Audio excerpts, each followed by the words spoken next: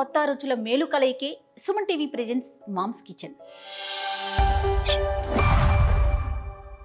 మరి ఎప్పట్లాగానే రమగారు రెడీగా ఉన్నారు. ఈ రోజు ఏ ఐటెం చేసి చూపిస్తున్నారో ఒకసారి అడిగి తెలుసుకుందాం. నమస్తే రమగారు. నమస్తే జయ. నేను లేకుండా సింగిల్గా ఎన్నెన్ని రకాలు చేసి చూపించేశారు రమగారు అసలు మీరు. అందుకే ఈరోజు నేను వచ్చేసాను. డబల్గా చేద్దాం ఇవాళ. అట్లానే ఏం చేస్తున్నారండి? ఇవాళ కజ్జికాయలు చేసుకుందాం. ఓ సూపర్. ఈ కజ్జికాయలు ఒక్కొక్క ఊళ్ళో ఒక్కొక్క రకం అంటారు. గుజియాలు అంటారు. అంటే పూరీలో స్వీట్ ఏదైనా పెట్టి వేయించేయటం. పండగ తెలంగాణలోనా? తెలంగాణలో చేస్తారు, అన్ని చోట్ల. గుజియాలు హిందీ పదం. ఓకే. ఆ గుజియాని రకరకాలుగా పదాల్లో వాడుకుంటారు. ఒక్కొక్కళ్ళు ఒక్కో రకం పెడతారు. ఇందులో కూడా 4-5 రకాలు చేస్తారు. మీరేం మేము శనగపప్పు కొబ్బరి చేస్తాం. మేము శనగపప్పు వేయిస్తాము, ఎండు కొబ్బరి దాంతో పాటు వేయించి రెండింటిని బెల్లం వేసి గ్రైండ్ చేసుకోవటం. అంటే ఎట్లా, ఒక గ్లాసు శనగపప్పుకి 1 గ్లాస్ బెల్లం, 1/2 గ్లాసు కంటే కొంచెం తక్కువ కొబ్బరి, ఎండు కొబ్బరి. వీటిని మూడింటిని ముందు వేయించేసుకోవటము. కొబ్బరి శనగపప్పు వేయించడము, బెల్లం వేసి గ్రైండ్ చేసి పొడి పూర్ణం అంటాం. ఈ పూర్ణాన్ని తయారు చేసుకుంటాం. అందులో కొంచెం ఏలక పొడి కలిపితే కొంచెం మంచి గుమగుమలాడుతుంది. పూరీ చేయటం, పూరీలో దాన్ని పెట్టేసి చుట్టేయటం. అంటే ఇప్పుడు చేత్తో చుట్టడం ఒక ప్రక్రియ. మనం చేత్తో చుట్టకల చెక్కలు చెక్కతో నొక్కేయటం, నూనెలో వేసి కాల్చేయటం. ఓకే. పిండి ఏం వాడతారు రమ్మగారు? మైదానే. ఓకే. అయితే ఇది మైదా కాకుండా గోధుమ పిండితోటి ట్రై చేస్తే ఇలా మాత్రం రావు. టేస్ట్ రాదు, కరకరలాడుతూ రావు, కొంచెం ఇబ్బందిగా ఉంటుంది. అందుకని మనం మైదా పిండితోటే చేసుకుందాము. పిండి కలిపేసుకుందాం ముందు. శనగపప్పు ఏం నానబెట్టాల్సిన పని లేదు, వేయించాల్సిన పని కూడా లేదు. రైట్. మైదా పిండి ఇంకొంచెం వేసుకుందాము. ఇది కొలత ఎట్లా అనేది డౌట్ వస్తుంటుంది. మామూలుగా 1 గ్లాస్ శనగపప్పుకి 1 గ్లాస్ బెల్లం లెక్క. అయితే 1 గ్లాస్ కంటే కొంచెం ఎక్కువగానే మైదా పిండి వేసుకోవాలి. అయితే పూర్తి మైదా కాకుండా కొంచెం గనక రవ్వ కలుపుకుంటే ఇందులో కొంచెం కరకరలాడుతూ వస్తాయి. ఎక్కువ అక్కర్లేదు. బొంబాయి జస్ట్ 1 గ్లాసు మైదా పిండి అనుకోండి, ఒక 2 స్పూన్లు అట్లా, 1 స్పూన్నర వేస్తే సరిపోతుంది. దీంట్లో ఏం చేయాలంటే కాచిన నూనె కూడా పోసుకోవచ్చు. నేను ఎక్కువగా నెయ్యి వేసుకోవాలనుకుంటాను, అన్నిటికీ నెయ్యి వాడతాను కదా. ధారాళంగా వాడేస్తారు మీరు. అయితే నెయ్యి వేసి ఒకసారి మొత్తం కలిపి దీని పై పిండిలో ఉప్పు వేయటం అనేది కొంచెం ఎవరి వాళ్ళ అలవాట్లు, నేనేం వేయను. దీన్ని ఏంటంటే 1 గంట ముందు, 2 గంటల ముందు తడిపి పెట్టుకుంటే బాగుంటుంది. వీటిని ముందు అది బాగా నానిన కొందికి పూరి చక్కగా సాగొస్తుంది. మనం నెయ్యి వేసి కలిపేశాక ఇలా అవుతుంది చూడు, క్రమ్జీగా అవుతుంది, చిన్న చిన్న క్రమ్స్ ఉన్నట్టుగా అవుతుంది కదా. ఇప్పుడు కాస్త నీళ్ళు పోసి మనం పూరి పిండిలాగా కలుపుకోవాలి. ఓకే. ఎక్కువ లూజ్గా ఉండకూడదు. నీళ్ళు పోయినా కొద్దిగా పోయి చూసుకుని కలుపుకోవటమే. అంతే సుమారుగా 1 గ్లాసులో పోసుకుంటే బెటర్. అసలు ఎక్కువ తక్కువ దీనికి ఎన్ని నీళ్ళు పడతాయి అనే లెక్కేం ఉండదు.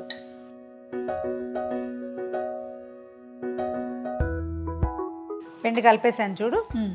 చపాతీ పిండి లాగా ఇంచుమించుగా అంతే కదా. అంతే. ఇదిగో ఇలా వేలు ముంచితే దిగాలి. ఓకే.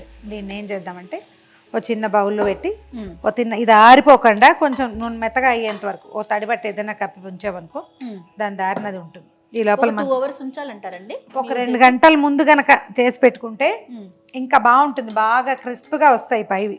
ఇప్పుడు ఏం చేద్దామంటే శనగపప్పు వేయించుకుందాం. ఓకే అండి. ఇవి ఎవరెవరి రెసిపీలు వాళ్ళ ఇష్టం. రవ్వ వేసుకుంటారా, శనగపప్పు వేసుకుంటారా, పుట్నాల పప్పు వేసుకుంటారా, ప్రాంతాలను బట్టి మన ఇంట్లో పద్ధతులను బట్టి మారిపోతూ ఉంటాయి కదండి. మారిపోతాయి. ఎలా రమ్మగారు? కొంచెం దోరగా వేయించుకోవాలా? మరీ చక్కగా బాగా అంటే వాసన వచ్చేదాకా వేయించాలి చేయాలి. అంటే ముదురు వేపు కాకూడదు, దోరగా వేగాలి, వాసన బాగుండాలి. ఇది ఎంత మంచి వాసన వస్తే మన పూర్ణం అంత టేస్టీగా ఉంటుంది. బహుశా ఇలా తిప్పుతూ ఉండాలేమో. తిప్పాలి, వేయించాలి. శనగపప్పు కదా కొంచెం నిదానంగా వేగుతుంది. మీడియం ఫ్లేమ్లో వేయించుకోవాలి. మన ఓపిక అంతా ఇక్కడ అంతే.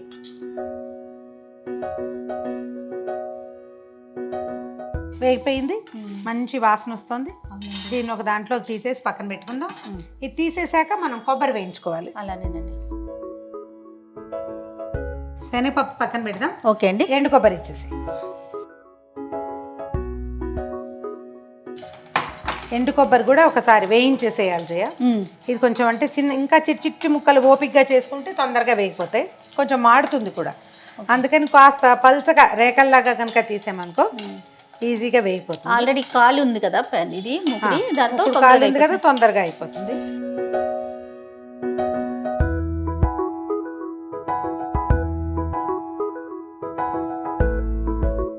కొబ్బరి వేగిపోయింది చూడు జయ. ఇట్లా ముదురు వేగితేనే ఇది ఎక్కువ రుచిగా ఉంటుంది. ఓకే, తీసేద్దాం దీన్ని కూడా. ఓకే. ఇప్పుడు ఏం చేయాలి, శనగపప్పు, ఎండు కొబ్బరి, బెల్లం, కొంచెం ఏలక పొడి వేసి మిక్స్ గ్రైండ్ చేసుకోవాలి. ఇది కొంచెం చల్లారనివ్వండి, చల్లారనిచ్చి అప్పుడు చేసుకోవాలి ఆ పని. పచ్చి బెల్లము, శనగపప్పు అండ్ కొబ్బరి, అంతే కదా గారు? ఈ మూడు కలిపి మిక్సీ వేసేసుకుందామండి. అంతే, చల్లారనిచ్చి పొడి. నీకు మెత్తగా ఏం రాదు, ఇది చిన్న బరకొస్తుంది. ఎక్కువ రవ్వగా ఉంచద్దు, కొంచెం మెత్తగా అవ్వడానికి ట్రై చేయండి. ముందు శనగపప్పు మొత్తం గ్రైండ్ చేసేసేయాలి, తర్వాత కొబ్బరి వేయాలి, మొత్తం కలిపి ఇంకోసారి తిప్పాలి, అప్పుడు బెల్లం వేసుకోవాలి, చివరికి ఏలక పొడి వేసుకోవాలి. మిక్సీ జార్లో చేయండి ఈ పని, చేత్తోటి చేద్దాం లాంటివి అనుకోవద్దు. రోట్లో మీరు ఇది దంచలేరు, మిక్సీయే. మిక్సీ వేసేసాం. ఇదిగో మన పూర్ణం, ఇలాంటి బరక వాసన గుమగుమలాడుతుంది చూసావా? అవునండి. దీంట్లో మరి కాస్త ఏలకాయ పొడి వేసుకోవటం రుచిగా ఉంటుంది. తర్వాత ఏమో గసగసాలు ఒకటి వేస్తారు, కొద్దిగా గసాలు వేయించి వేస్తారు. నాకు పెద్ద అలవాట్లేదు, అందుకని నేను గసాలు వేయను. మన పొడి ఇదే. అయితే నువ్వు పూరి పిండి ఒకసారి మెదిపి చిన్న చిన్న ఉండలు చేసి పెట్టుకో. పూరీలు ఒత్తాలి, ఒత్తిన పూరిని మన ప్లేట్లో పెట్టడం. ఓకే, తర్వాత ఈ వేసేసి ఈ పొడి వేసి పూర్ణం పెట్టి నొక్కేయటమే. ఓ, ఈ లోపల ఏం చేస్తానంటే స్టవ్ వెలిగిస్తాను, కొంచెం నూనె వేడెక్కుతుందా లోపల. ఓకే, మన ఇద్దరం కలిసి చేద్దామా ఉండలు? అలాగే రమ్మగారు. నూనె దగ్గరికి రాను కానీ ఇలాంటివి చేసి పెడతారు అమ్మగారు. నేను చూడండి మీకు ఎంత హెల్ప్ చేస్తున్నాను. అలాగే ఈ మాత్రం సైజ్ చేస్తే సరిపోతుంది. ఓకే,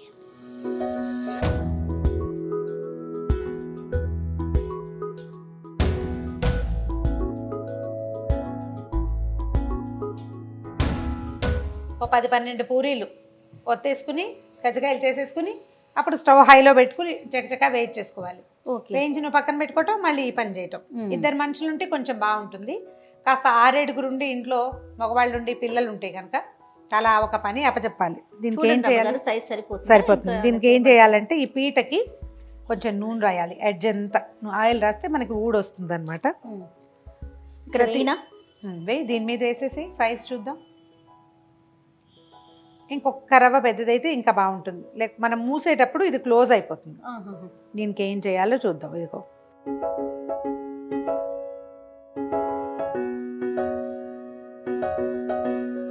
ఓకే, అలా మొత్తం పిండి పూర్ణంతో దీన్ని ఫిల్ చేయాలి. దీన్ని ఏం చేస్తామంటే చిన్నగా వేళ్ళు తడుపుకుని ఈ అంచులకి కొంచెం తడిచే చేసుకుని అంటిస్తే ఇది ఊడిపోకుండా ఉంటుందన్నమాట. అతుక్కోవాలి కదా ఒకదానికొకటి, పూరి డ్రైగా ఉంటుంది కదా. ఓకే, అలాగా దీన్ని ముయ్యాలి. ఇదిగో ఈ చివరి చూడు, దీన్ని తీసేయటం. మనం దీన్ని ఓపెన్ చేస్తే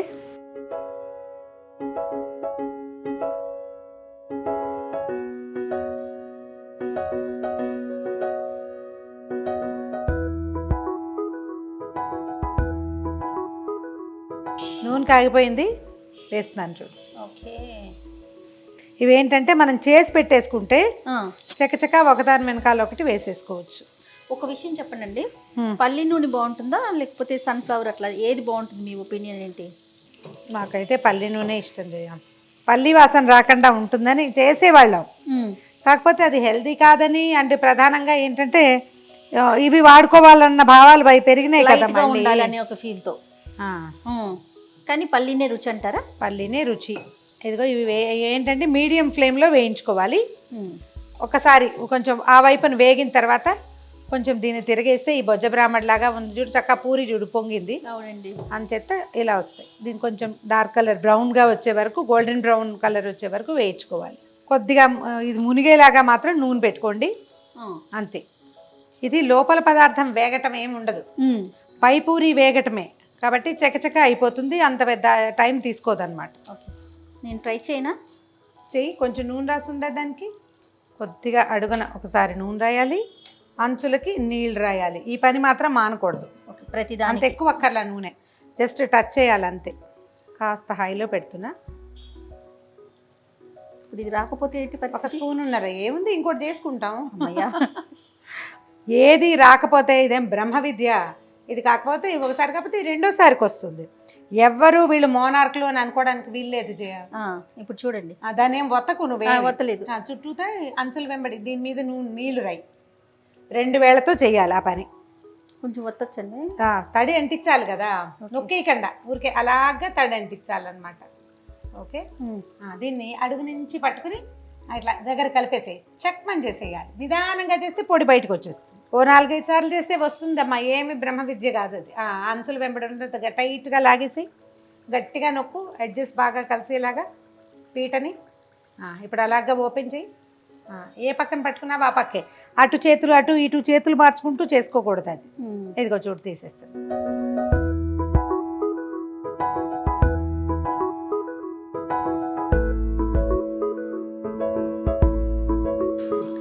అయిపోయింది జయ. అవును గారు, ఈ ముందు 3 తీసేస్తే ఆ ఒకటి ఇంకొక క్షణం కాలనిద్దాం.